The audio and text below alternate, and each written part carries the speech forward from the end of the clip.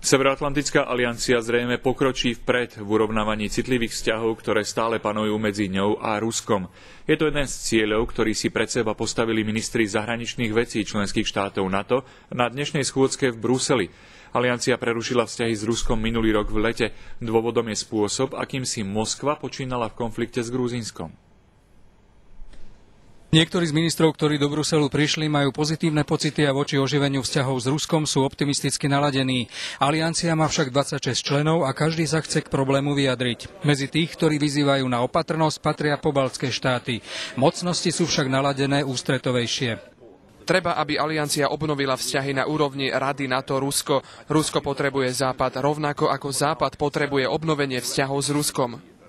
Formálne rokovania v rámci tzv. Rady NATO-Rusko by sa mohlo čoskoro obnoviť. Potom by mohli nasledovať aj stretnutia na ministerskej úrovni. Aliancia však upozorňuje, že obnovenie vzťahov neznamená, že by uznala udalosti, ktoré sa medzi Ruskom a Gruzínskom minulé leto odohrali.